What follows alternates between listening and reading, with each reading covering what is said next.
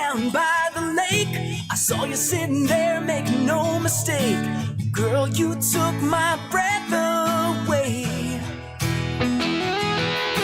The firelight danced in your blue eyes. You flashed a little smile, I almost died. I knew I had to find a way. I get a little bit closer. My gun's out of my holster. You grabbed my hand and I was halfway there. There was something in the air that night, and it never felt so right as when I was holding you. Still dream about it every night, and it never felt so right as when I was holding you. When I was holding you.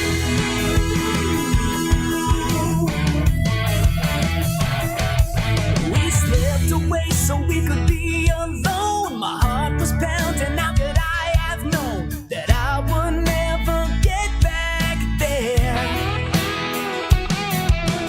Me and you, it was our first time. The way our bodies intertwined, nothing ever could compare.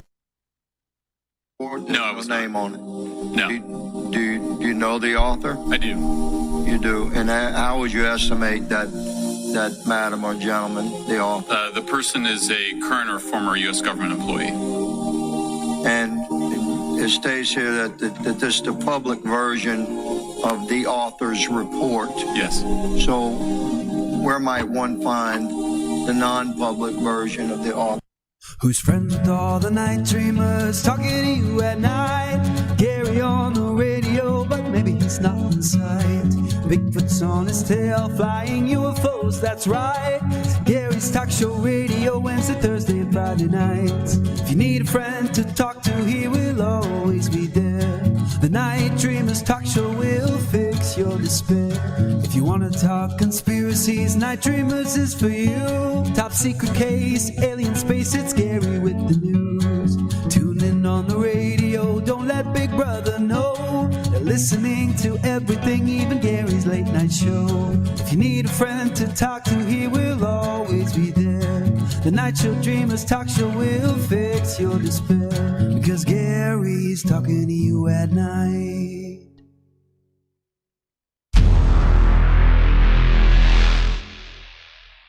You are listening to Night Dreams Talk Radio Network, the home of Night Dreams Talk Radio, with Gary Anderson, syndicated worldwide. Paranormal Talk Radio, like you remember. Well, it is the 10th of January already. I talked to Ruta Lee. A lot of you out there have been asking about Ruta Lee, the actress. What is going on? Because she is where all these wildfires are around, LA, Hollywood area. She was removed from her mansion and taken to a safe place. We don't know at this point if her mansion has burnt down or not. I was talking to Thomas Jane last night, too, the actor. He said the same thing, that so far he's lucky, but a lot of friends of his wasn't lucky. A lot of people, just lost everything, not just their homes, but everything they owned and their dreams and all that. So, let's send our love out to all these people in all this stuff. Again, if you go on TikTok or if you go on to, Facebook, everybody's talking about drones. They're talking about disclosure, and they're talking about all kinds of things, even about the economy. But, they're not really talking too much among themselves about what's happening in L.A., and that is really going to affect our economy. Well, we got Guy Ticker with the news. Let's get that taken care of. Then we're going to get deep into UFOs? No. UAPs? No. Flying discs? I don't know. How about flying saucers? So stay tuned. Diving into the headlines of the mysterious and unexplained, this is The Unseen News with Guy Ticker, where the extraordinary is just the beginning. 3 places that will make you believe aliens are real. The truth is out there. Number 1, Area 21, Peru. Area 51 might be barricaded by barbed wire and military guards, but this open-air exhibit welcomes all intrepid travelers. Signs that say Abduction gratis, free abduction, and the looming figure of a crashed UFO greet visitors, encouraging guests to meet ET's distant relatives.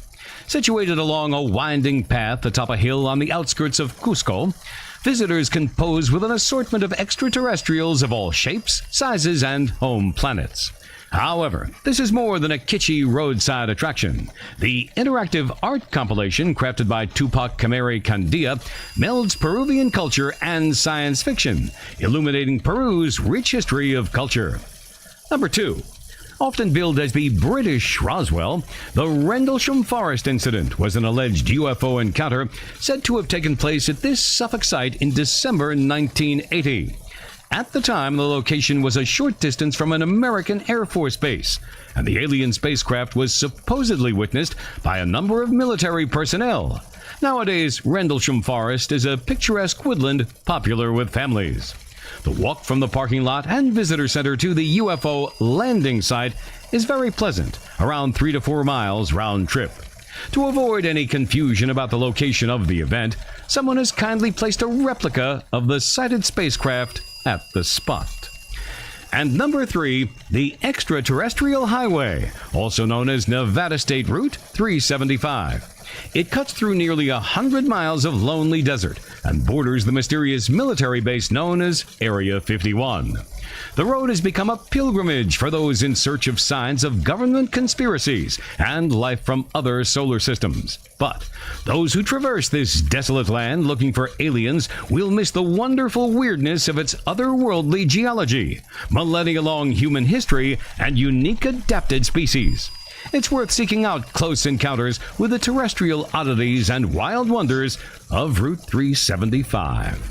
And that wraps up tonight's top news story. I'm Guy Ticker on the Night Dreams Talk Radio Network. You're listening to my friend Gary Anderson on Night Dreams Talk Radio, the best in paranormal radio. Ryan MacLeod Morris is the current host of Probe the Deep, a YouTube TikTok channel devoted to the reality of UAP, UFOs, and related topics. He's the former owner of Flying Saucers Cafe in Santa Monica, a notorious UFO-themed coffee house he founded and operated for many years. He also has seemingly endless notoriety for being the guy who sprung the Unknown Lifeform in North Carolina sewer viral video onto the world. In 2009, it became, for a while, the biggest viral video in the world and was covered on CNN, ABC, NBC, Aftenblatt Sweden, etc. He got into a public spat with the Raleigh, North Carolina Department of Water and Power over what the blob really was, and it became an international story with Ryan at the center of it. It's still never been truly solved, and he still gets millions of views each year on his YouTube channel over it. Flying Saucers Cafe was still pretty new at the time the video went bonkers, and he was investigating claims of the unexplained with UFORadar, as he has for decades. So he became quite internet famous and ended up with a TV show that launched, but never aired, called Strange Brew. Flying Saucers Cafe became Santa Monica's headquarters for all sorts of weird stuff. And a quick Google search will reveal that it became the cool place for celebrities that were interested in Bigfoot, UFOs, ESP, etc. So there were some funny media stories of Ryan and them hanging out in the safe zone that was Flying Saucers. Fast forward a few years, and Ryan got obsessed with ocean-based UAP and has his UFO theory of everything that he's screaming from the rooftops, that these craft are indeed ocean-based von Neumann machines and not what we thought.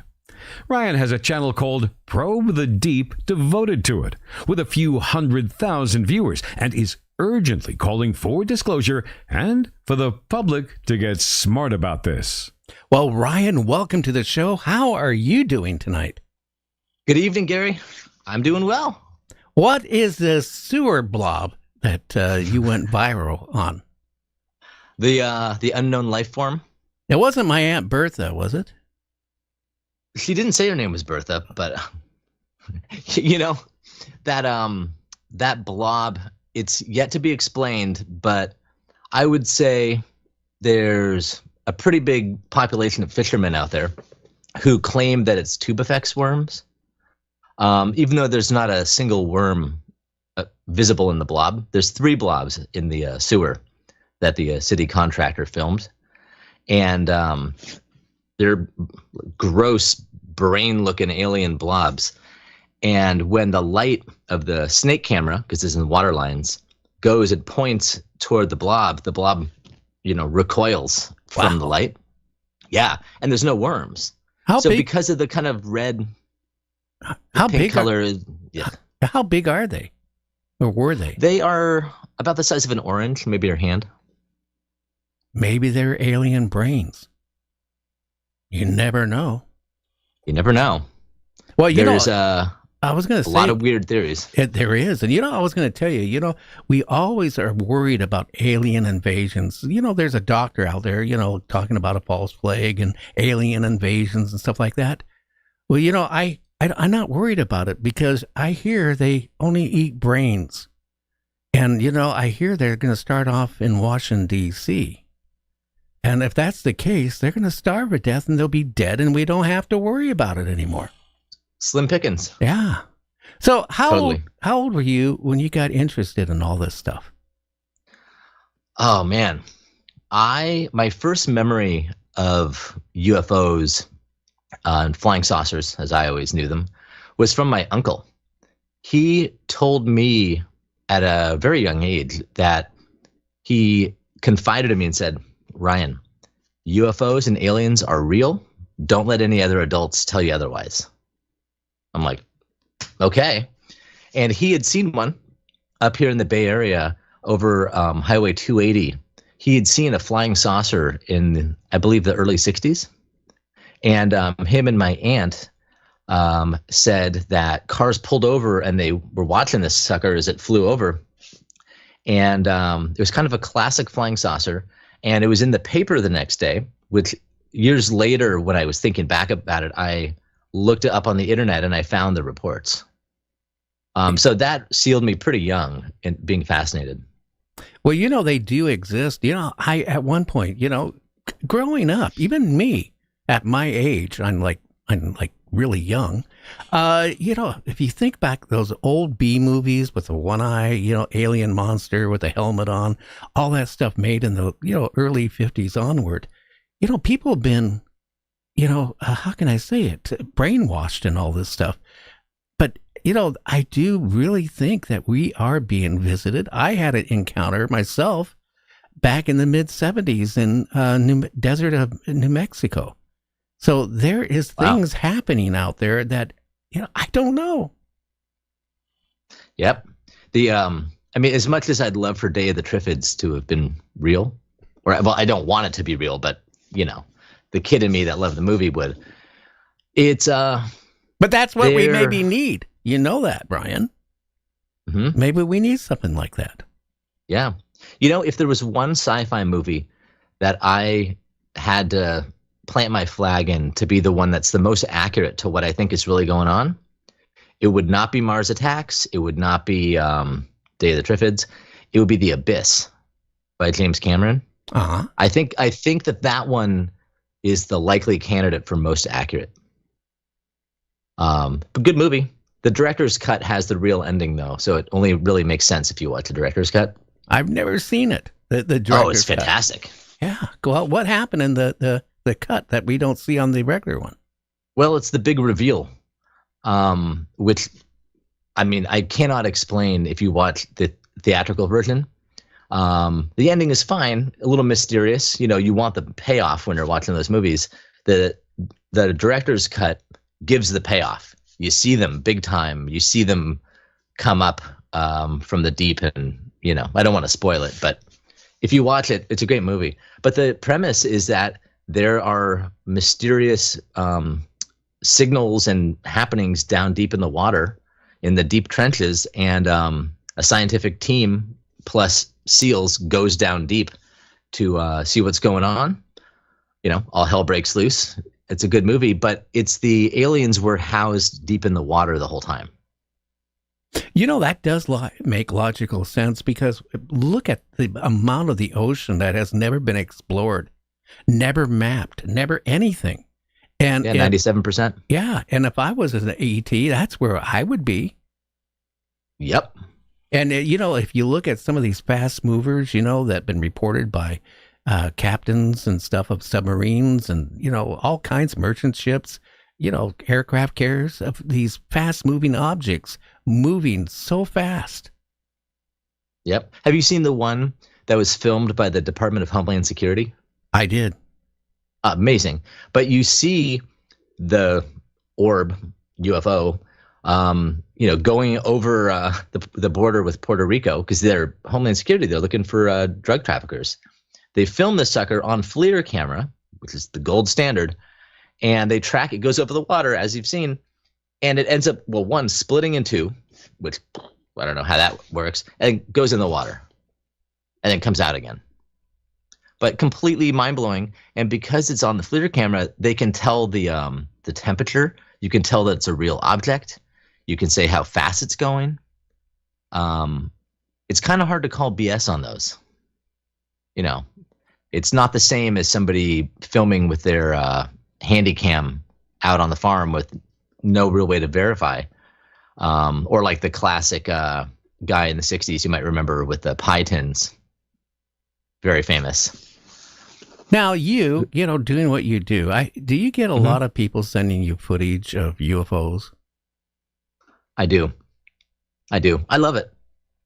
I'm as I've gotten older. I mean, I've been doing this sort of publicly, if you could call it that, for about 20 something years, and I have gotten a little more crotchety with my, I don't believe as much anymore, and anyone that claims to be an expert, I immediately doubt them, because how can you be an expert, right? We haven't contacted them yet, not that we know about, but I still get excited about the weirdest videos, and I love floating theories, and I love all of that. But as soon as I see something sent that looks to be possibly fake, I can't stand it, because it just muddies the water and makes it confusing, and it's frustrating. But yeah, I get quite a few videos, and I watch all of them. Myself, I do too. And what's really got my dander up is AI. Because AI has advanced so far, and it's making it harder to distinguish what possibly could have been real versus what is being generated. And that is the scary part. Yep. I mean, there's software that you can use that I use a lot to trace it, and it'll give you a percentage of if it's probably AI or not. It's pretty good. It just zooms deep in the pixels and does its thing.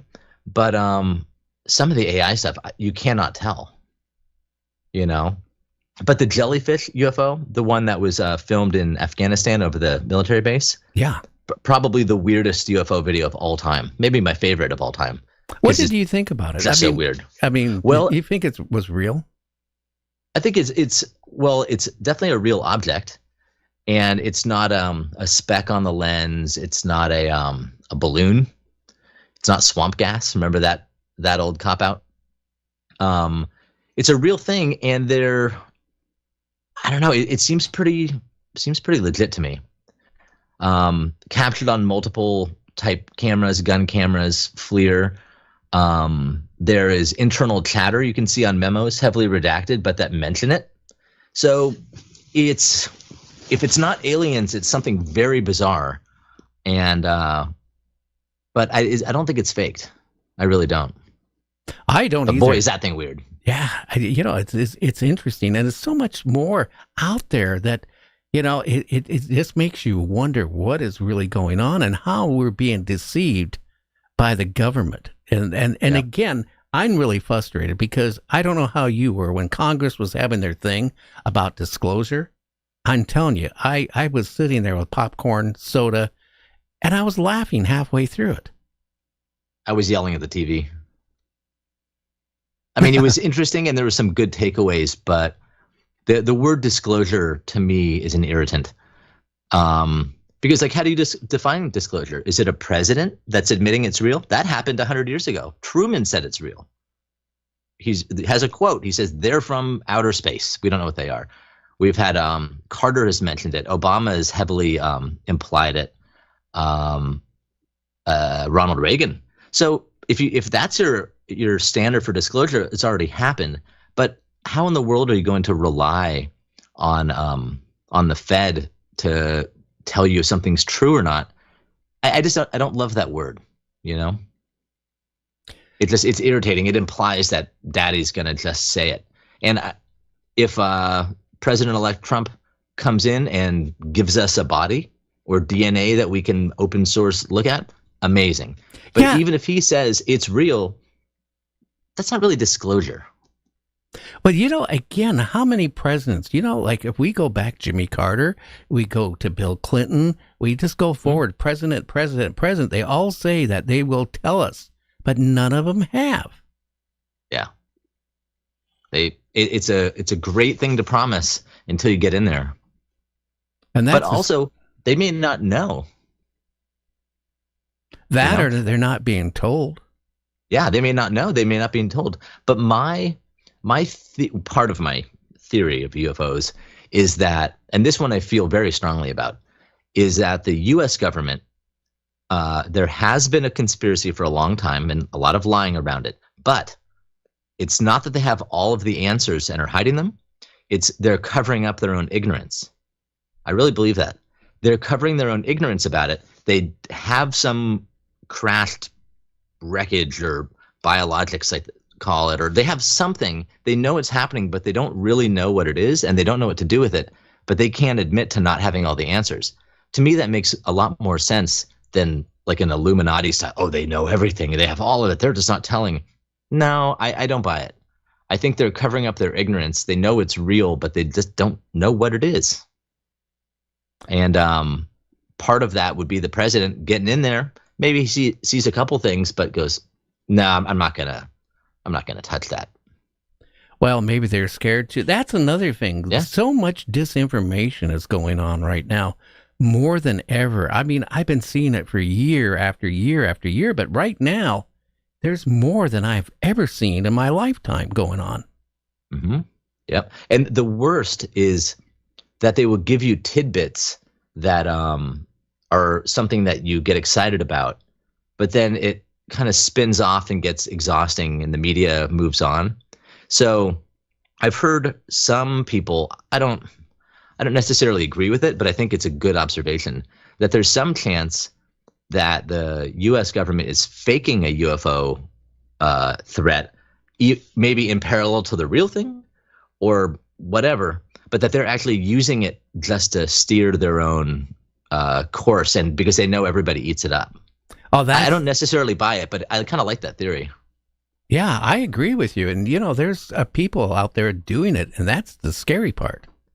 Oh, yeah. Oh, yeah. And if you notice around big, scary world events, viruses, economic collapse, wars, that they do tend to leak. The Pentagon will leak these wild UFO tapes around the same time. So it's like, man, I 100% believe that we are being monitored by ET, 100%. But at the same time, you have these conflicting forces and narratives that are very frustrating. And to the average smart person who would like to believe but needs proof, it scares them off.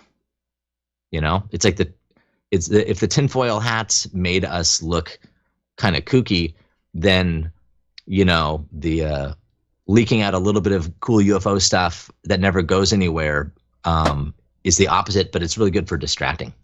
It is. And, again, about this stuff being leaked out. Again, how do you know it's the truth again, or again, disinformation?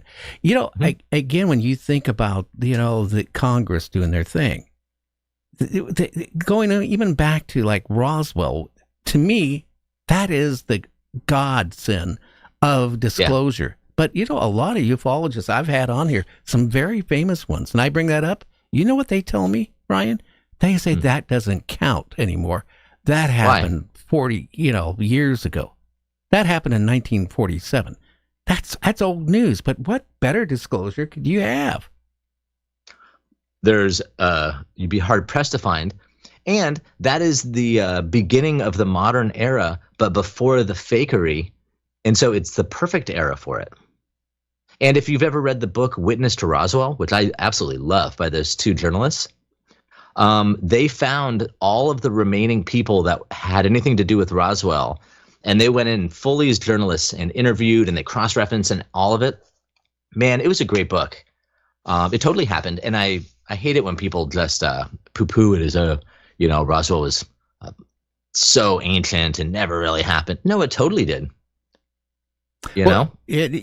And again, there's like 3 people wrote good books on Roswell, and I've had them all on the show. Mm-hmm. And if you really think about what happened that night when this supposedly happened, there was a storm. You also had at the same time that thunder and lightning going on. There was old, it's old to us now, the old radar stations. It broadcast the signals out on a low frequency. So you had that happening at the same time at the thunder and the storms. So there's a possibility it could have caused one of those things to have crashed. Yeah. It could have been like an EMP pulse type thing that would bring it down.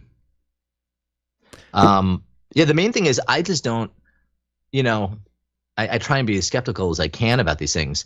But with Roswell, there was nobody that came out of that who was selling books, who had a DVD series, who was over talking about it and just grandstanding. It was a lot of military dudes that were World War II era that were just very kind of by the facts, and they were no BS about it. There's really not a whole lot of misinfo from back then, except the when they try to redact their story the next day. Yeah, that's the thing too. And it wasn't even the next day. It was a few hours later. Could you imagine they announced that they had wreckage of a crashed UFO? Mm-hmm. And then, all of a sudden that got out on AP and The Wire and all that stuff. Could you imagine the people pooping their what in Washington, D.C., in the Pentagon, and the White House? And that's when all of a sudden it changed the story to a weather balloon. Oh, no, it was a weather balloon. But if you go, was it General Ramey, I think, who was on the cover of the Roswell Daily Record?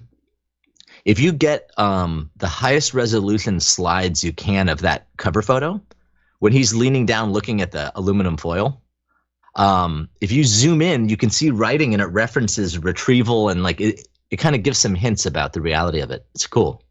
It really does. Now we need to take a break, Ryan, and then we're going to be back in about 3.5 minutes. We're going to continue our talk about all types of things about UAPs, flying discs, UFOs, or UAPs, which I really hate the name. So we'll be back with Ryan right after this. You're listening to Night Dreams Talk Radio. We'll be right back.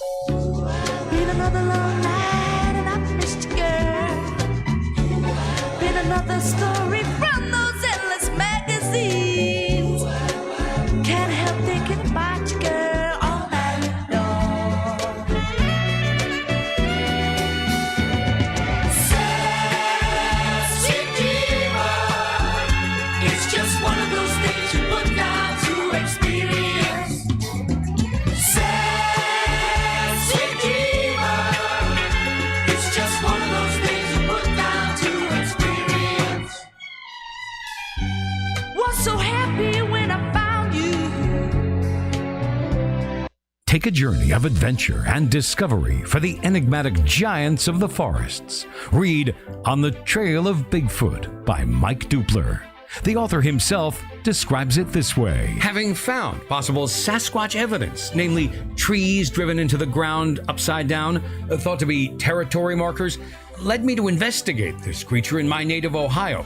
Several years and many forays into Bigfoot territory, I have found incredible evidence, which inspired my book, On the Trail of Bigfoot. Bigfoot is alive and has many fantastic abilities. The evidence is out there for all to see, but you need to know what to look for. My book will inspire those who have answered the call to seek this elusive creature, the Bigfoot. The truth is out there. Read On the Trail of Bigfoot by Mike Dupler. Available now at Amazon.com, BarnesandNoble.com, and IndieBound.org. Hi, this is Val Von Torn of Metatron Power and Light. You're listening to Gary Anderson and Night Dreams Talk Radio. And we are back. We lost our power for about 3 minutes. Totally went out. God, I'm glad I have battery backups on everything. You know, I hate that, Ryan. Right in the middle of a show, we lose our power. We were right in the middle of talking about power bringing down UFOs at Roswell when that happened. I know what did it. Are you in Pahrump, Gary? No, but maybe it could, the ionics, well, whatever. Again, it seems like when I mention certain things, weird things happen. But in this case, I think it's the weather going on. But I think it's probably the weather. But I like to think that maybe you have a secret about UFOs. Well, I do have a tin hat. Do you? I do too. Copper's better, though. Yeah, more expensive too. So how is your channel doing on TikTok? It's doing pretty well. My plan was I just wanted to talk about this stuff and not pretend to be a news pundit of just dropping updates. And, I have grown more frustrated with the UFO world as I've become more convinced of the reality of it happening. I mean, I could sit here and complain with you all night long about it. But coming from a constructive place of being irritated by the fakers and charlatans while believing in it. But TikTok, I felt like maybe it's more one-on-one, and I can just sort of explain my method of thinking through these things and kind of not falling for things as much, because I just see these patterns of, believers annoy me, the doubters annoy me, the experts annoy me. Like they all annoy me, except for very few of them that are really cool. And so I found that has caught on pretty well. So I get, a couple million views, people that are just curious about this stuff, and maybe they can sense that I'm sincere. I'm not selling anything. Well, probably should sell something. Well, we all could, I'm trying to sell my show. You want to buy it? No, if you really think about this, again, you get onto all these shows, right? And they're all talking about, their encounters and stuff like that. I think we got a caller, by the way. Let's take it and see who we have. Who do we have? That is weird. I tell you, since I lost the power, actually it's dialing out, and I didn't even touch anything to do that. Anyway, we are back. But, again, all these doubters, the people that believe, the problem is some of the stuff they say, I get frustrated. Again, I don't mind getting videos and photographs of UFOs, but a lot of people, they go out and they take pictures at night. And, a drone goes by. That's a UFO. Or a aircraft, a 737 is flying towards the airport, right? And it makes a turn. Oh, my God, that was a UFO and it disappeared. And, I had this one guy for 2 years. Every morning he would go out on his farm and he would send me a picture of a UFO. And I'd look at it and I didn't see a UFO. And that's the scary. That could have been a goose. Well, probably, or the gander to go with it. But again, that's the problem with ufology. I've covered everything from Bigfoot to you name it. But when it comes to UFOs, I mean, it's really strange. Yep. The way I conceptualize it is, if it was a giant Venn diagram, you have American folklore from post-World War II, anti-communist fervor, and all of that, right? You have really great sci-fi. You have the military-industrial complex. You got fakers and the real thing. And it overlaps. And when I started thinking it that way, where all of those overlap, the good stuff is where I began to think that these are coming from the ocean. Even Kenneth Arnold's 1947 Mount Rainier sightings totally is Tic Tac crafts from the ocean, I think. So, but you can't avoid the military-industrial complex with it. Drones kind of included in there. You can't avoid pop culture and sci-fi and fakers and all of that, or gurus who have retreats to go meet UFOs, like the doctor you're talking about. Or people that claim they've back-engineered, who have faked all their credentials, probably know what I'm talking about. Those guys drive me nuts. Well, more than that. Yeah. You know, more than that. I think we got a caller. Who do we have? You got Art. Hey, Gary, I'll just let you know the show's kind of breaking up a lot, little cuts off a lot. So just letting you know that when I'm listening. So okay, and hope it works. Okay. Okay. Yeah. So I love this guy. I was going to say, Art, what you should do if you're using your phone, have your daughter show you how to clean the catch on your phone. Because a lot of people, they say, oh, it's breaking up. If you don't keep the catch on your phone cleaned occasionally, then that can cause a problem to lag and do what it's doing. Let me have my daughter tell me that trick. I need it. Yeah. So, I'd like to add in on asking the questions also that if he believes in, like different crafts that are shaped differently, non-manned crafts. I'm talking about crafts, not the orbs, the cigar shape, which people have a lot of. I got 3 pictures of that one. And then I have, there's a thing called a cube bar. It's a long, like a cigar shape, but it's rectangle.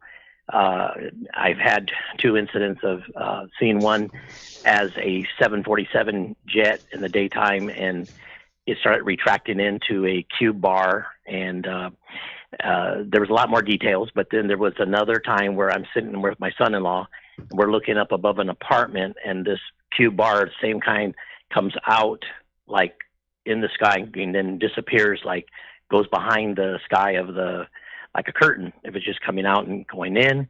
There was a description of a walnut-shaped craft that somebody had drawn. It was on a series of a UFO series, but I seen that same thing, and the details of what it did was about the size of a VW Volkswagen. And then there was the 14th century painting one, the one with the spikes on the back, a cone shape.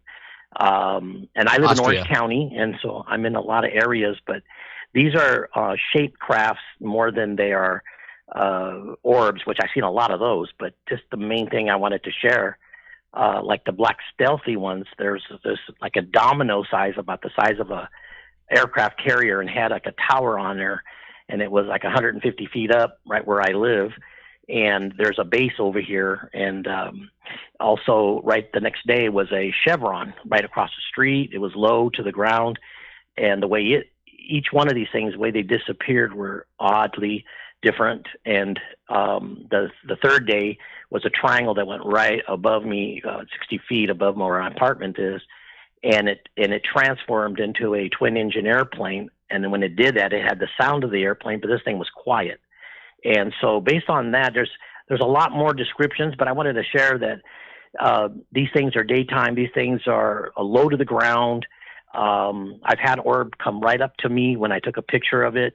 It was running down following some cars about the size of a soccer ball. And when I took the picture, it stopped, and then also came over my adjacent apartment roof, coming right down to my balcony level. And I took the second picture, and then it just like, from a soccer ball size, it swelled up. I could see a liquid inside, and then it just popped and disappeared, but turned about the size of a basketball. So these are many more crafts. I'll just kind of stop at that, not to take too long. But these are things that I've seen for years here in the Orange County area, because we have Catalina, we got Malibu, I'm looking towards towards San Pedro. There's there's the Seal Beach Naval Shipyard, and then inland there's a depot where they put the ammunition depot down over here, and then across that way is the Los Alamitos Naval Air Base.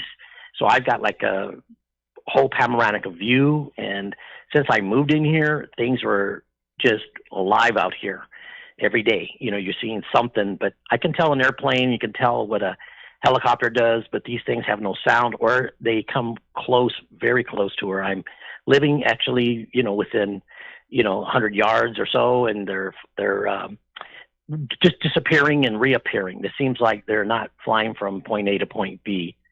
But these are many years of seeing crafts where it even knocked out people next to me. One's like 10 feet away, 9 feet up, and it's an orb, and half the people were just knocked out, and just only one person with myself were watching this thing. Where I was driving, and when one popped out, my friend passed out.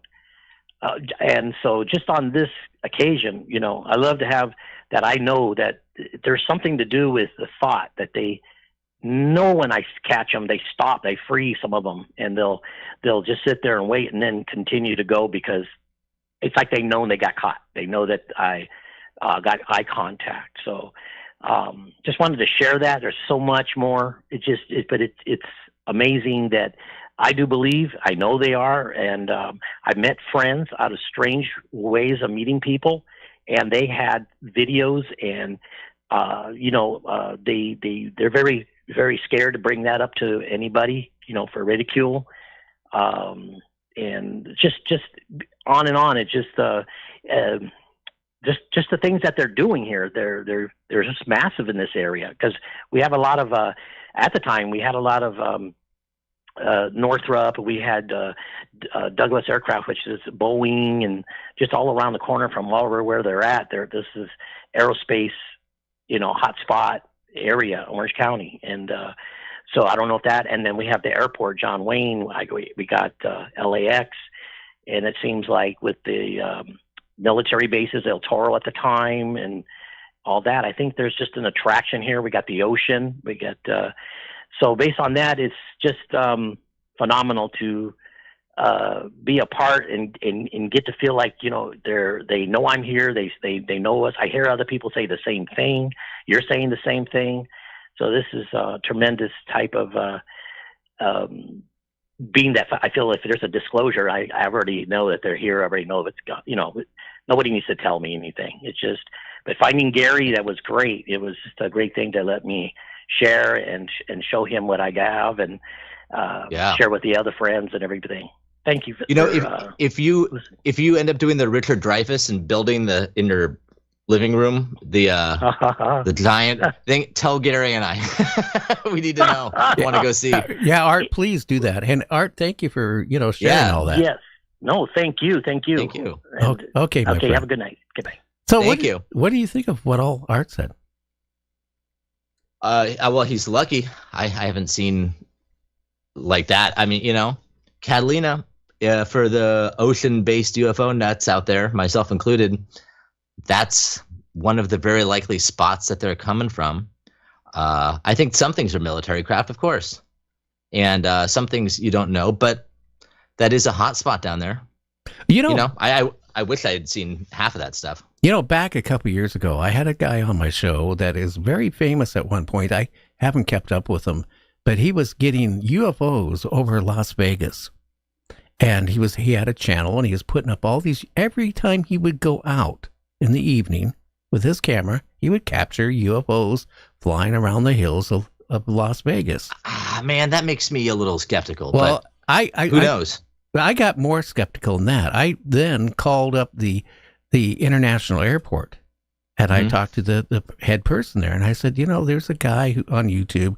He goes, yeah, we know about him. And I go, he's claiming that all these UFOs. And he goes, look, we got radar. We got all this stuff. We have to keep track of all these planes coming and going, commercial and non-commercial. And he said, here's the number to call up the Air Force Base. So then I called the Air Force Base, and they said the same thing. Look, if there was UFOs, we would ground the airport for planes couldn't take off or land. And that's happened, but they would do it every night there if that was real. Then they gave me the department that handles nuclear. So really? I end up talking to the official there at the time. That's fun.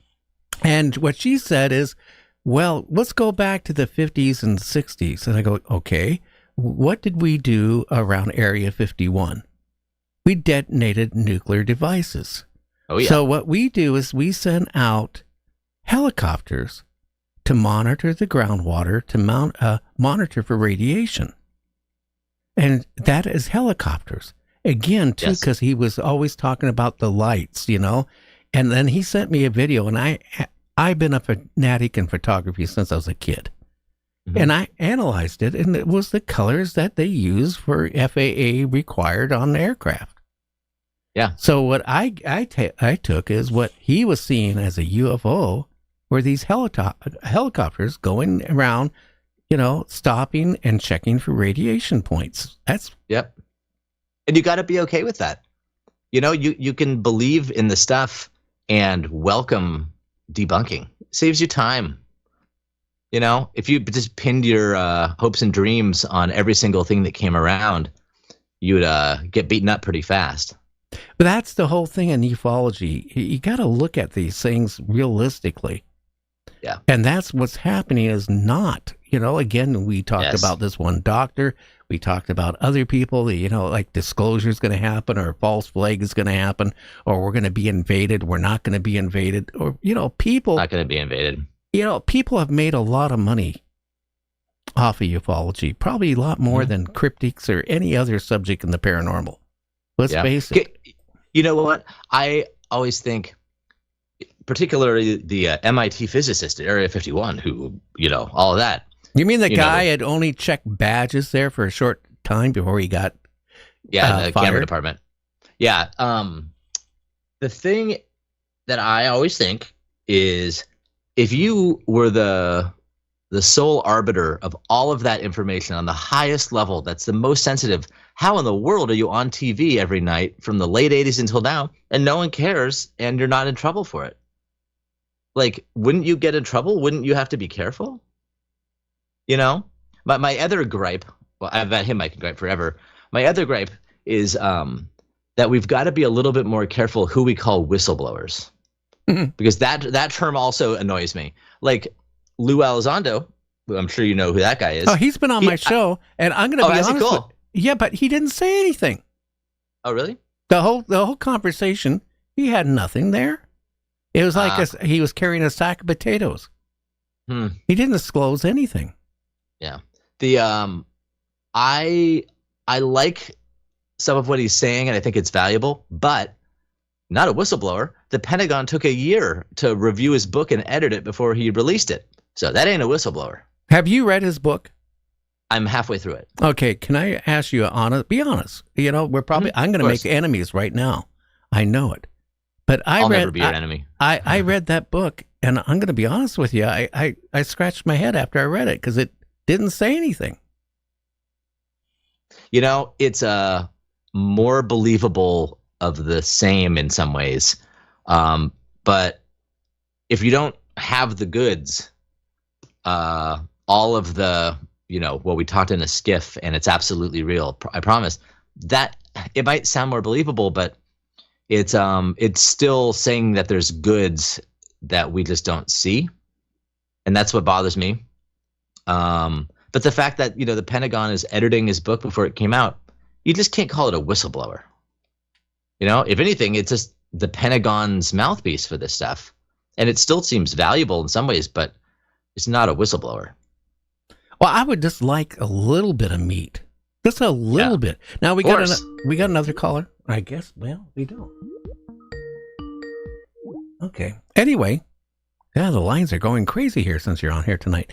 But again, I'm not going to slam him because I think what he's trying to do. But the point is, if somebody's going to go out and do all the circuit, I would like a little bit of something behind it.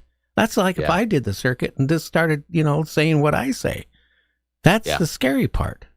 Yeah, that's what I've tried to toe the line and not claim to have all the knowledge. Like I have my theories and I have my theory about what these things are, which I'm happy to share. but I don't really have all the answers, and nobody does. So it's like when you're watching, Unsolved Mysteries, and right before the commercial break, they're just about to reveal, then they retract, and you're like, oh my God, pay it off. I mean, I liked Unsolved Mysteries, but there's that effect where it's like it's teasing, and then there's a congressional hearing, and it's more teasing, and it's kind of believable, but we don't get the goods. So what I try and own up to is you got to stop waiting for the goods. Like maybe we have a lot of info that we can access now to inform ourselves, and not be waiting for the big handout of information from the powers that be. Because why are they going to tell you the truth? Or if it's real, why are they going to tell you exactly what it is? Well, here's the thing. Why would they? How could they tell the truth? Why would they? If you have a government who has lied since who knows when. Look at Nazi Germany. The Jews were being, what happened to them? 90% of the population didn't know they were going through concentration camps and exterminated. Yeah. Propaganda. The same way with ufology. Powerful. They're not going to tell us. If they came out tomorrow, Ryan, and told us the truth, are you going to trust your government on anything after that? No. That's the whole problem. We got a call. Who do we got out there? This is Tom. Hi, Tom. How are you doing tonight? Pretty good. My question for Ryan, and this is going to probably seem a little mundane to him, but I was just wondering, in all of the years that he's been looking at the UFO phenomenon, if he has done any cataloging of sorts of the various craft that are out there, because I know that I've seen some exposés on allegedly the different types of crafts that people have been encountering over the years, and I'm just wondering if he's done any of that. I have. I have, especially in about 2010, I just started kind of archiving every single type of craft I could imagine. And, well, one, it's weird because, just when you think you've got a handle on it, you get very credible sightings of those like plasmoid looking things. There's cigars, there's a lot. But I found that of the credible ones, a big percentage might be the same type thing. Like the Tic Tac, the infamous now Tic Tac, you could say that looks like a saucer, right? Or if you looked at it this way, it could be an orb. So I think some of it becomes, people interpret it differently. But there's a lot of different ones. There's some just super bizarre, or the jellyfish, what the heck is that, right? But what I found, I'd have to go and look. There's about 40 that I found. All kinds of weird stuff. Well, I have part of the reason I'm asking that is because I did see one kind of semi up close and personal. I was about 2:00 in the morning. I was walking my dog, and it was a warm, clear August night, and this thing, I could see it out of the right, or actually the left side of my face, and this thing literally flew over and it stopped, and it looked like a fluorescent green layer cake on a platter, and that's the best way I can describe it. And it actually stopped on the horizon, and I watched it for just a couple of seconds, and then it kind of did a Z pattern and disappeared. But have you ever had any experience with anything like that? The fighter pilot David Graves, you familiar with him? He's one of the guys. He's the one who I think he filmed the Go Fast and Gimbal videos, or he was in the squad that was following them. The ones that are now kind of the gold standard from the Pentagon videos. He described seeing sort of a platter, but it was like a box with a sphere in it. But I believe he described almost like a cylindrical platter thing that he had seen. I don't know if it morphed into the box with the sphere in it or not, but they described some weird stuff like that. I mean, it's mind-bending, and it would be easy to laugh at if it wasn't seen so often. But the reality is, if this is real aliens, which I think it is, that's about as weird as you could ever hope for, right? So all bets are off on explaining how do they build them, what are they, what materials, how do they get here. You know, it would be hard to comprehend. So it could be some pretty bizarre things. But my theory about what they are is from the ocean. But I think the smart money is that they're von Neumann universal constructors. You ever heard of those? Yeah, we don't have them on the line anymore. Okay. I hope I didn't scare them off. No, here's another thing, too, with Tic Tac. Mm-hmm. You know, the advancement in the last 20 years with cameras, let's face it, they can have a camera on a satellite and read your license plate in your driveway. Yep. They sent a kinetic bomb into a Volvo in Afghanistan with a general in it and blew it up. Didn't harm anyone else around as a show of power and force. The U.S. did that. I mean, that is a level of sophistication that's unreal. Well, they can read a license plate from miles away. Oh yeah, and you know why? In saying this, why isn't the video better on Tic Tac than it is? Yeah, I mean, FLIR camera is never going to be very good, but we need color HD as good as my phone, right? Of that, but all we get is FLIR from these fighter jets. It's frustrating though. Have you seen the Colombian UFO that came hurtling by that small plane? Have you seen that video? Yeah, that's about as high quality as you can get. That one's pretty good. And I really believe that actually is real. Yeah, I think that one's absolutely real. But I mean, that's the coolest one ever. You know, Aurora, Texas, you know, back many years ago, I had the author who wrote the book on the show. His father worked in the Midwest as a dispatcher for the small town police department. Mm-hmm. And they got a phone call in the middle of the night that a UFO landed in the hospital parking lot. Really? And at that time, you know, the police officers in that small town, they were sleeping, so he had to make a phone call. And by the time they got somebody dispatched there was no UFO, but there was like mercury droplets all around in a circular pattern, and the asphalt was burnt. Was that where the policeman went out and filed the report? That was really pretty amazing. I don't know about that, but here's the thing. It was interesting. So they taped it all off, and the morning time, it was repaved by the morning. Really? That he found was really strange. His father did. But not just that. 30 miles away from there was a lake. And that coming morning, there were some people walking around the path of the lake. And they claimed that a UFO came out of that lake and took off. Now, maybe it's a connection there. Maybe for some reason, you know, just like us, you know, we have problems with our aircraft. It had to land and do something for a minute and then retake off and then go into a body of water. And then it took off.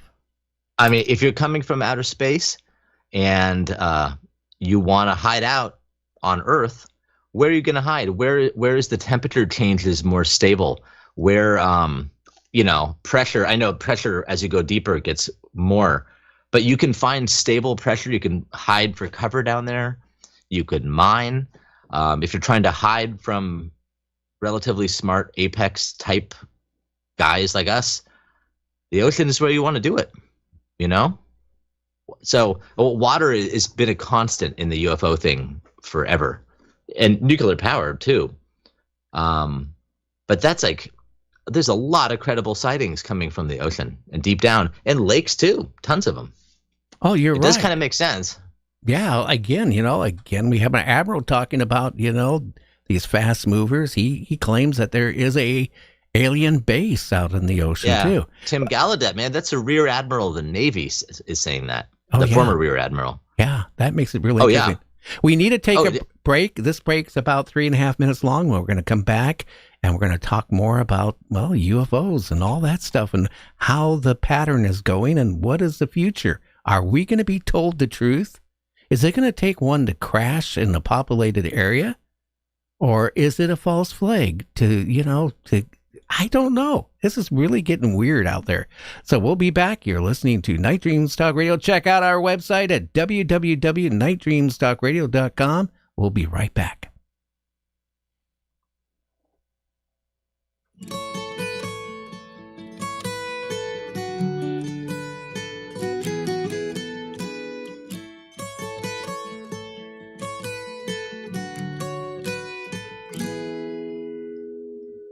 Here comes the sun. Here comes the sun. And I say, it's all right. Little darling, it's been a long, cold, lonely winter. Little darling, it feels like years since it's been here. Here comes the sun. Here comes the sun, and I say, it's all right.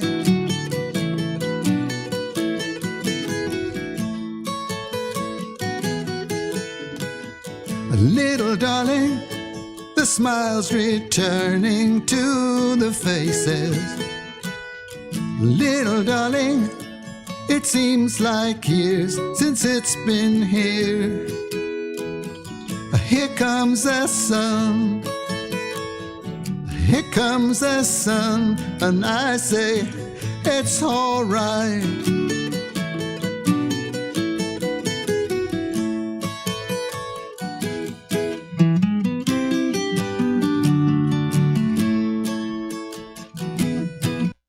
Time slips. A haunted office building on a haunted street.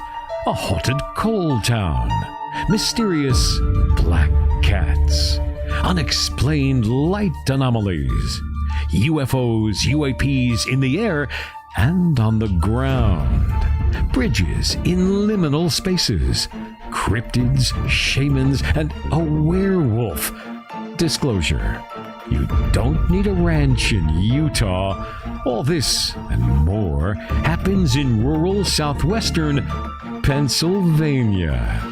Coming soon from Haunted Hills and Hollows 1 and 2 author Kevin Paul, Politics and the Paranormal in Greene County, Pennsylvania. Available this fall on Amazon and at other fine booksellers.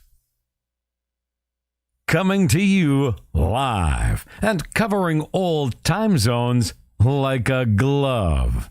Here's Gary Anderson on Night Dreams Talk Radio. And we are back with Brian. Now, you know, when you had your, was it a coffee shop, a restaurant? What was it actually? It was a coffee house, yeah. Now, you had famous people come in. Did you ever have any famous actors come in and talk about their encounters with UFOs, ETs, or anything like that? We did. It was great. You know, it was fun because where's that in Santa Monica at 4th and Pico? It was sort of around the area where some of those guys live. So they'd come in for coffee anyway. But I thought when I founded the cafe, I'm calling it Flying Saucers, man, because it's a double entendre with cups and saucers. But also, I'm completely obsessed with UFOs since I was a tiny kid. But I thought that it would just make me toil in obscurity. You know, why would you call a cafe that? Oh, whatever. But I did it because I believe in this stuff. It was the greatest thing because people all from LA would think of my spot when they would hear things about UFOs and they'd come in and want to talk with me about it, including some famous actors or whatever. So it was just, I loved it. It was the coolest culture there. Well, you remember the TV show, I don't know your age, I'm really old, about the same time they invented the wagon wheel, The Invaders. You remember that TV show, The Invaders? It was one of the first where the aliens were coming down and they were going to basically wipe out humanity. I don't know if I saw Invaders. Was it good? It was a good TV series. But that show, what I heard, was not going to be about UFOs. It was going to be about another subject. And the actor that, was contracted for that other, title of the show, and it was going to be different. Him and his wife were out in their convertible, and they had an encounter of a UFO. And he went back to the producers and all that and said, no, this is what we need to do. And that's how that show evolved and that is one of a cult classics of a TV show. You might want to check it out sometime. It wasn't. I'm gonna. Yeah, JC, wasn't that a very popular show, The Invaders? Yeah, it was on for 3 years, late 60s with Roy Finnis. Yeah. So, again, a lot of actors have seen this stuff. Thomas Jane is going to be back on our show again. He's been on a few times. I'm going to try. He had an encounter, but he won't talk about it. So that, again, a lot of people don't want to talk about it because, they're scared to talk about their encounters. Yeah. It's funny with the celebrity thing is some of the stories I've heard are awesome, but it's like, I don't know if it's appropriate to like broadcast what they told me or not, but these guys are into it, and they really like, a lot of people are into it, and a lot of people don't want to talk about it in public because they think they'll get laughed at. But if you just listen and, hear them out, there's a lot of people that have heard and seen things or that want to know. One fun thing about flying saucers was I've ended up consulting on a couple of scripts, for UFO. I think it was very exciting. But it's usually where I think the smart screenwriters are the ones that realize that sci-fi and horror they really need to reflect what the public is nervous about coming soon. Twilight Zone. It's like, what might happen in 10 years from when those shows were happening, or Black Mirror. So if you go for an old school invasion movie and you're writing that movie in 2025, no one's going to care. You've got to predict what we're about to be worried about happening. So it was like playing whack-a-mole with that. We go, nope, don't do an invasion. Don't do this. That's not what the public's going to care about. You got to find a new thing that's weird and that people are a little bit uneasy about in the modern era and make your sci-fi about that, ideally. They do. But, again, here's the point.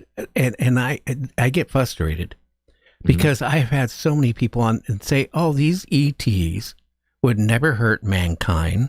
They would never do any destruction. They would never do any of this type of stuff. But then I look at, and my regular listeners know what I'm going to say next. Look at Cain and Abel. Look at our human civilization on this earth. What have we done nonstop? Murder, killing, wars, nonstop. Just because some species or humanoids or whatever they are more advanced than us doesn't mean they still don't have that trait.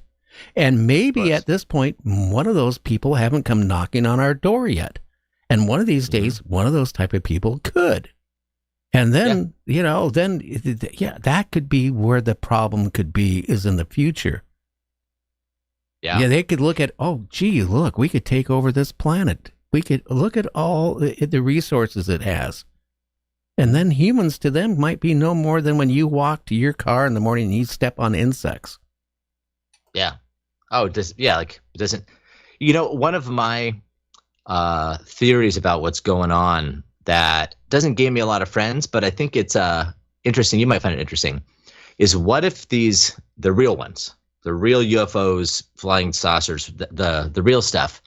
What if there's nobody in them? What if it's some ancient AI-driven, almost like a Nest Cam device floating around, monitoring like security camera for the undersea mining facility, but there's no aliens? What if it's just a kind of a AI-driven, self-replicating mining ant, and we'll never know who even built them because it was so many eons ago? Maybe there's not little green men. Maybe it's semi-intelligent. Yeah, almost like just AI-driven security cameras. Well, AI probably is then, like life, like that's, AI in the next few years, it is scary what they can do. And the way scary it's what they can do advancing now compared to 10 years ago. Well, how about in month by month, it's going by fast. And it's not going to be that much more in the future where AI actually is going to think for us. You remember that movie War Games? It was made. Yeah, that computer almost started a nuclear war between us and Russia. Again, based on a true story too. Yeah, that's the scary part with AI. Yeah. When is AI going to follow? Sorry. When is AI going to look at it and say, "Hey, look, humans need to be, destroyed because they're, destroying the planet." Of course. Or what if AI, when it becomes that sentient, what if AI of like Gmail or whoever, like this, one of these, what if you said, get rid of all spam mail? Well, it's okay, kill all the humans, right? Like things could be taken literally, or why would it not change its mind? But if you follow Ray Kurzweil, the guy who predicted the internet in the 70s, and like accurately almost to the month of when the internet would be, he's predicted inventions it's amazing. But he predicted AI. His book, The Singularity is Near, totally predicted it in the early 2000s. And he was pretty close to when, but now we hit the mark before he predicted it. But he's saying that the true general AI is only about 5-10 years away. And we don't know what it'll be like. It will not be the same though. Well, it can't be the same. Yeah, but I got fooled again last night. After the show, I go out and watch, TV, and I like good old B movies or new sci-fi movies. And I was in this movie again about 5-10 minutes, and I realized, you know what? This is AI generated. Oh God, the movie was? Yeah. And so I flipped it off. But I was really frustrated. It took me 10 minutes to realize that those weren't real people. That is really scary. Weird. If you want a false flag, there it is. AI could create a false flag for us. Oh, yeah. Like you wouldn't believe. I mean, the deep fakes are pretty believable. And who's to say in 5 years that you'll even be able to tell at all? You have Cary Grant back acting in a movie. It looks just like him. You wouldn't know the difference. It's happening quick. Yeah. Here in Washington State, back about a year and a half ago, there was a murder trial. And thank God the judge was smart enough to realize what they did. The clerk of the court went through and cleaned up the video of the murder. And then the murderer got away with it, the murder, because the judge ruled, you went through and you modified the only evidence we had. So I can't accept it. Yeah. And that's scary what the future is. I mean, again, that you can clone. If you go on TikTok, for example, how many voices of celebrities you hear saying all kinds of stuff on TikTok? Oh yeah.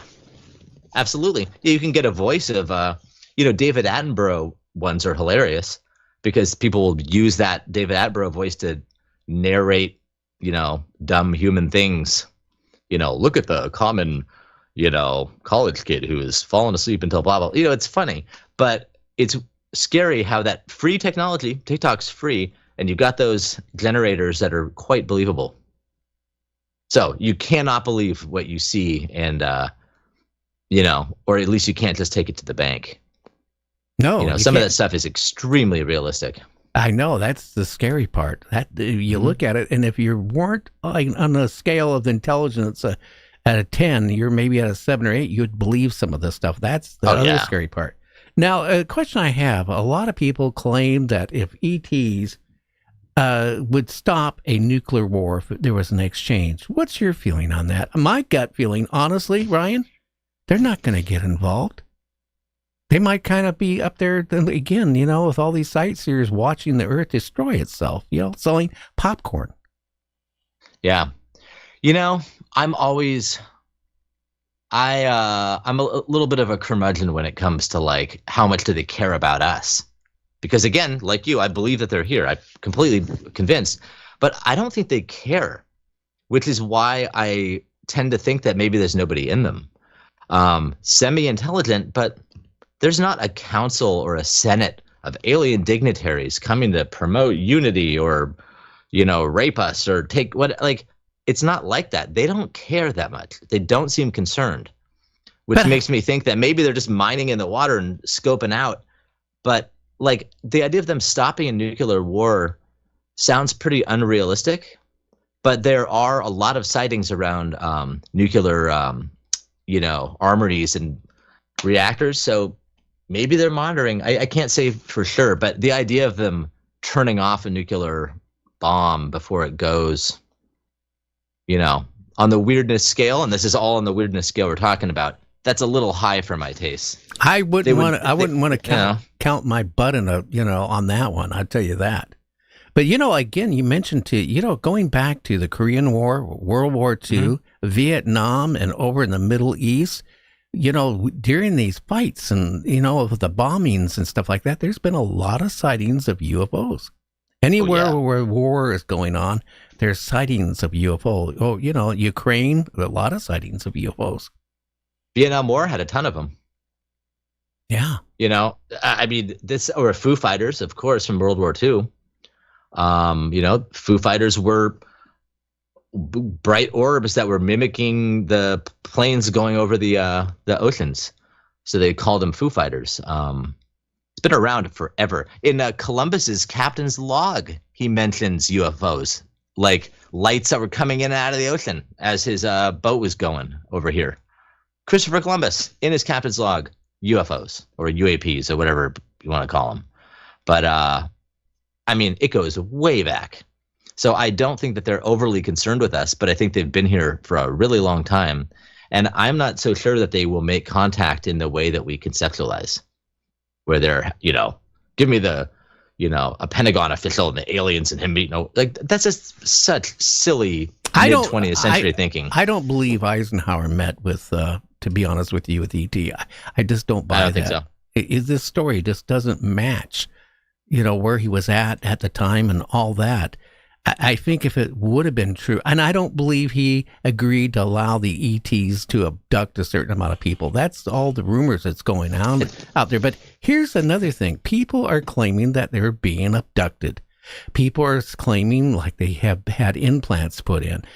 And again, if these ETs are so nice and they care about humanity, what would you do if you were walking down the street and all of a sudden somebody pulls you in a car and takes you to the warehouse and decides, hey, we're going to take your kidney, and you manage to live? What are you going to do?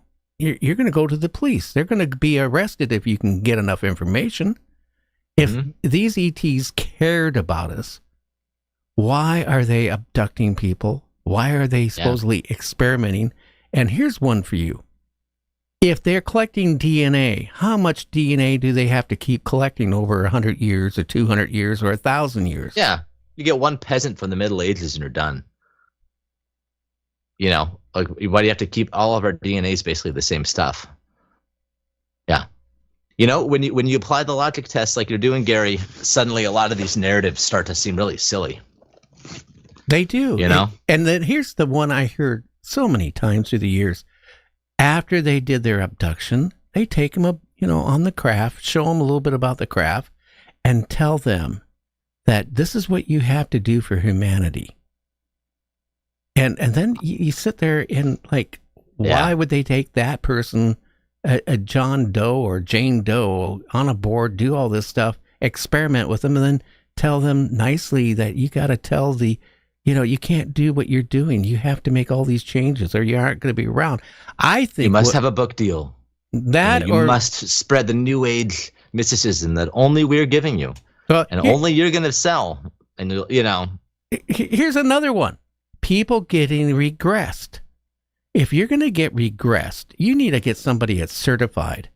Either a medical doctor, a psychiatrist, or somebody is certified to regress you. If you go to somebody who isn't certified, let's face it, what have you grown up watching? Star Trek, Star Wars, you name it, through the years, and it's all in your brain. And if you have somebody who's not, knowing what they're doing, and they regress you, all of a sudden you come back and you think, oh my God, I've been, I've been abducted. I've been on this or that or whatever. Yeah. The mind is a powerful thing. It'd be like Total Recall. You're like, oh, I was on a trip to Mars. Like, no, you weren't. But you remember it vividly.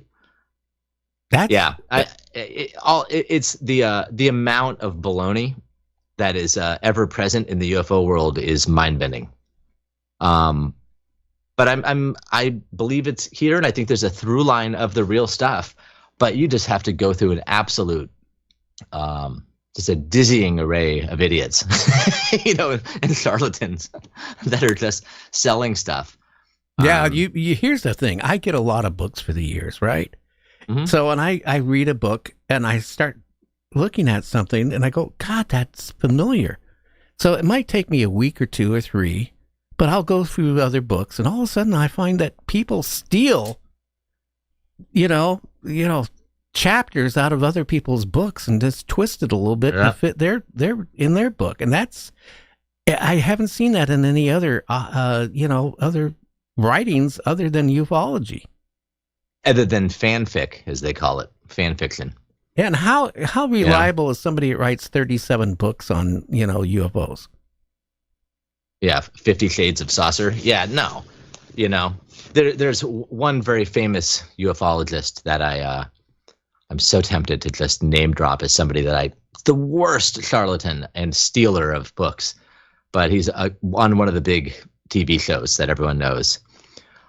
That dude is a liar. He had this whole thing about going to Peru and being given private tours of these underground UFO bases and all that stuff. Completely lifted it from articles and old sci-fi, serials, they called them. Total ripoff. And he's just he's been given a pass for decades. And now he's on one of the big shows. And man, you just got to scratch the surface and you see he's an absolute con artist. And it makes it really hard for the rest of us who believe in the stuff and want to figure out what's really happening. And would just prefer not to get laughed at for even bringing it up. Well, again, too, I think the government loves this because when you have ufologists fighting among themselves like it's going on and making these false claims, they can sit back there and they're not going to divulge anything after that. I mean, how can you don't have to? Somebody is supposed to make, I think in another couple of weeks, a major claim. And that the doctor, is going to be like the rest of them. Yeah, boring. No claim is going to happen. Or it'll be like we have Bigfoot in a box and we have a dead Bigfoot. We're going to reveal it on Friday. Yeah. This. It's happened a lot of times. Big reveal. Nothing.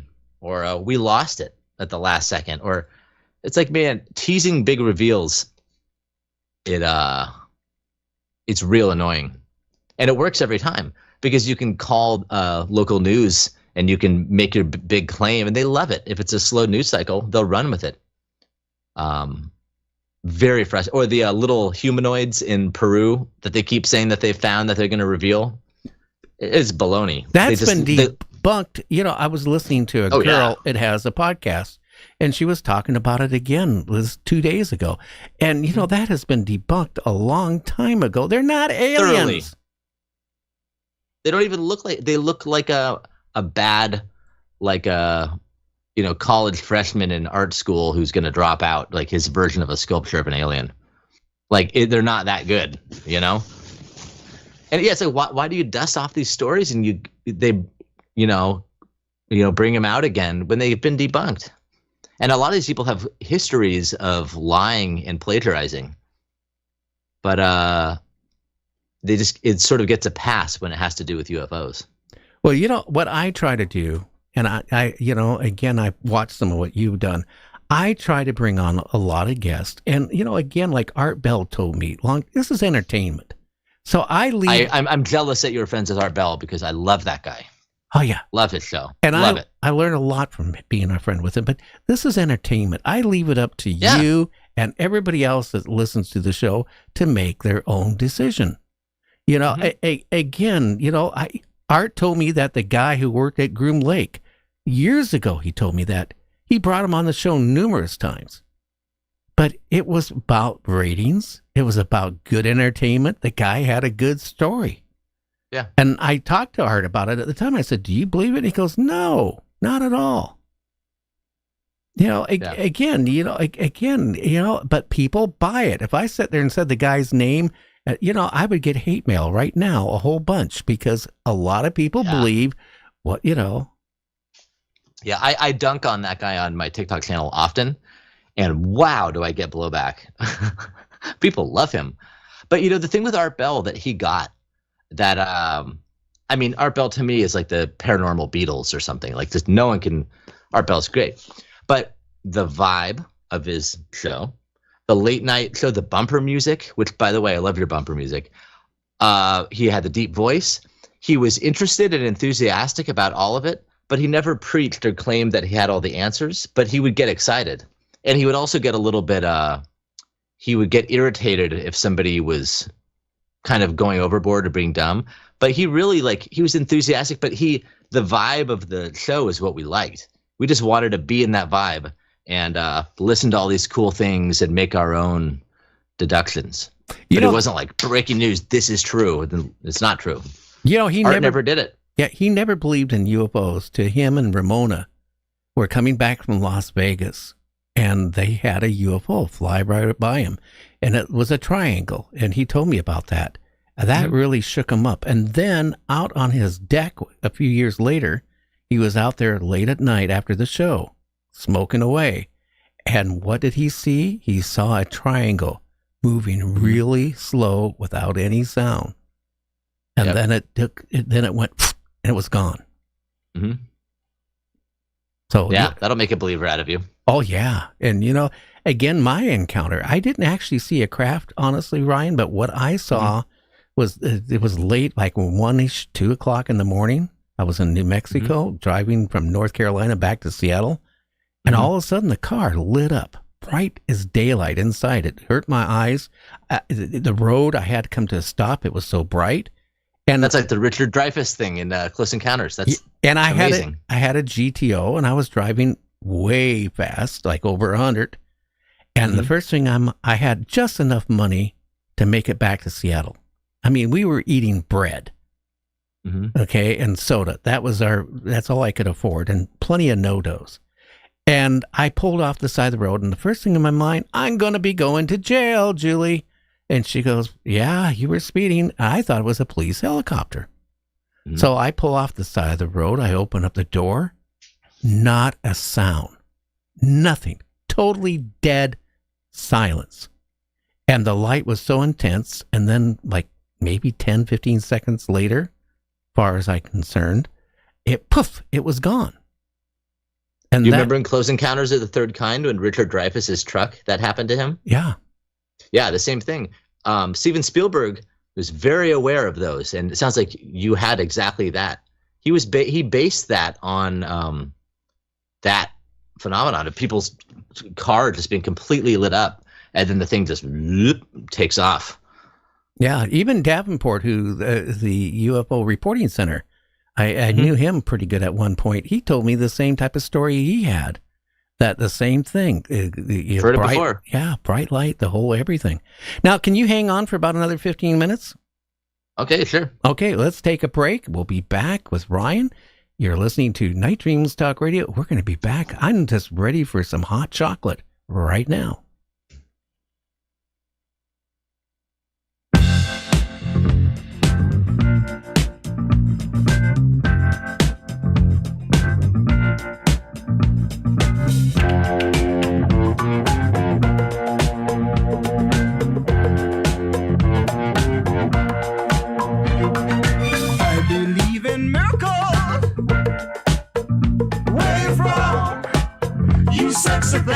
Sexy thing, you. I believe in miracles. Since you came along, you sexy thing.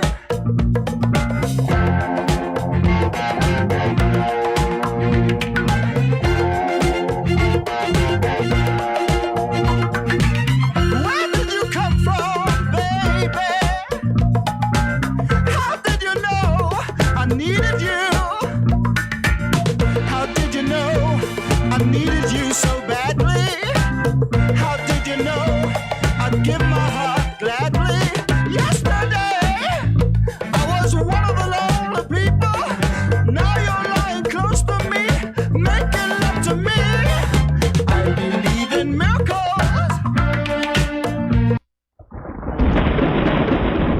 Buckle up and step into the unknown. You're listening to Night Dreams Talk Radio with the legendary Gary Anderson. From alien encounters and Martian mysteries to disclosure, Bigfoot, and ghostly chills, no topic is too strange.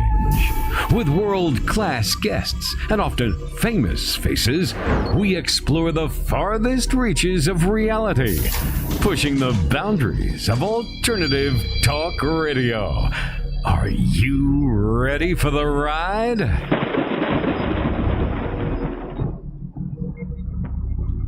And we are back with Ryan. Are you concerned about TikTok? What could happen here by next week? About it getting banned? Yeah. I don't think they're going to ban it. I think that they will waffle at the last moment and not. Because there's not a lot of reason to. You know, if you look at the criticisms and those ridiculous, dog and pony shows in Congress about TikTok, the questions are just all over the place and no one even knows what to ask. And if anybody is concerned about privacy in 2025, then man, call me 10 years ago. There is no such thing as privacy. And I don't see TikTok being any worse than anywhere else. But I hope it doesn't go away. I mean, for me, just personally, get like millions of people looking and it's really cool. And but if it goes away, we'll use other mediums, but I kind of don't think it will. I think that part of the reason they wanted to ban it is because people individually crowd together and it's hard to control. But who knows? I don't know. I mean, the fact that it's a Chinese company, I think probably spooks a lot of people, but the content on there's fairly wholesome. There's a lot of just people that peddle things claiming it to be fact when it's not. But well, I'll be honest with you. You got a lot of factual people on there, and then you got a lot of people that are spreading, what, and that is the part. Again, if you're going to watch it, it's up to you to make, the decision if you're going to believe it or not. Yeah, I do like that TikTok tends to have a younger audience, and so I want to talk to them. The people that are consuming that media from the UFO world, they're maybe getting into it now or had experiences. I want to just kind of get in there and think through out loud the UFO thing with people. And so they can kind of maybe think of it in a little bit different of a way. Like with disclosure, like we're not waiting for disclosure. What is disclosure? How would you define it? Would it help if it happened? Would you believe it if it happened? There's a lot of questions about it. So when they say disclosure is coming in a week, promise. Man, you've been promising that for 25 years. You want to buy the bridge in Brooklyn? Yeah, exactly. But, it's like, but you've got to define, it's like when people say, do you believe in ghosts? Well, how do you define a ghost? Like, and what do you find belief as? Do I believe that people see them? Do I believe that they're real? Do I believe it's this or that? Like, I like avoiding those questions because you got to be a little bit more specific. But like disclosure, I don't even know what it means anymore. It just feels like, Here's what I think like, disclosure is going to come down to. Eventually, they're going to say, "Yay, there is things out there we can't explain," and that is going to be the disclosure. Because I don't think they're going to say anything more than that. No, I don't think we've gotten very close to that already, and it'll probably happen, and that's cool. I won't sing and dance because I've been trying to claim that or trying to explain that that's happening. But yeah, they may say, yeah, we don't know. We know some, but not all. That'd be cool. But here's another thing too. I have battled this with a lot of ufologists on the show for the years. I love that about you. Yeah. If you really think about like the War of the Worlds, Orson Welles, people panicked. I don't care if it was, the late 30s. People panicked. In my own state, in a place called Concrete, Washington, the power went out while that was playing. And the people started walking the streets with a gun. because they actually thought there were aliens attacking Earth. They heard it on the radio. And there was a farmer that actually, for Mercy's stake, he shot his wife and kids because he thought it would be better for them than these aliens coming. And then there was a few people that jumped out of buildings because they got scared. Now we're at 2025. And if the government didn't word it right and said, yes, there is ETs, we don't know if they're friendly or not. We don't know what they're here for. You're going to have, and again, a lot of geologists said, oh, everybody can accept it. They're not going to panic. But there's going to be a certain amount of the population is going to freak out. You know, I go back to Watts. Yeah, you know, the riots? The riot, and what did that happen? Yeah. Look how the people responded. There's going to be a certain amount of population, if the government doesn't disclose it the right way, it's going to panic. Also, does sovereign states and borders and all that, does that really mean much after then? Not really. You know, like we're bred to believe all over the world, this line is the difference between a country. You know, France is France. This is Italy. There's a line between, and we all, you know, it's like it's like in our instincts to just respect those hierarchies and those division lines, and that's how we organize things. But if it turns out that ETs are here and we admit it, why would you care about that? Well, it's kind of all bets are off, at least for a lot of people. If there is ETs here coming and abducting people, and as far as I'm concerned, torturing them, and a certain amount of population go missing every year, I have no idea what is going on. But that tells me, you know, it's scary if you think about it. Again, no, none of this is being addressed. People that claimed that they've been abducted, okay, like Whitney Strieber, or just a whole bunch of people, right? Who can you go to for help other than your local mental ward at the hospital? If you've been abducted and in whatever and tortured or whatever, you have no government agency you can call up and get help. None. Imagine being Betty and Barney Hill. Yeah. Can you imagine them? I can't believe they said anything. You know, the odds are stacked against you anyway. And, you know, it was an interracial couple back then, get abducted by aliens. They draw out, you know, the star map of what they remembered together being there, like, you know, pretty believable story. But it's a miracle that they would have said anything at all. Because with UFOs, even if you brought it up 10, 20 years ago, in general, people just absolutely laugh at you. Now people aren't laughing as much because critical mass is growing of people now saying, yeah, something's going on. But, yeah, who are you going to go to if you've been abducted? You have nobody. You're going to go to a shrink? You're going to go to your doctor? Yeah, and you're going to get medication or locked up for 72 hours. Yeah, or you'll just get shunned by everyone you know. They're like, oh, my God, he's lost it. Yeah, and you know, again, too, going back 20 years ago, you know, I remember at one place, at one radio station I worked at, one guy was claiming that he, you know, saw a UFO and all this. You ought to see, including me, we kind of looked at the guy, backed up a little bit, and you know what we thought about him afterwards? That he was a wacko. Yep. Now, I don't think that happens much anymore. No. That part has changed. Again, I think people will accept that we're being visited, but we need to be told the right way and the truth. And by Congress doing what they're doing, honestly, it's a circus. They're not telling us anything, and plus they're lying to us. Well, there's no goods shown, right? No, there's no DNA sample that they've put out into the open source where labs can independently verify and publish the results. We don't have that. No. I still think there's value to those dog and pony shows, but it's not whistleblowers and it's not giving evidence. I think it's more public pressure and people from within talking, and you know, it's like the dam will burst at some point and they'll probably admit something.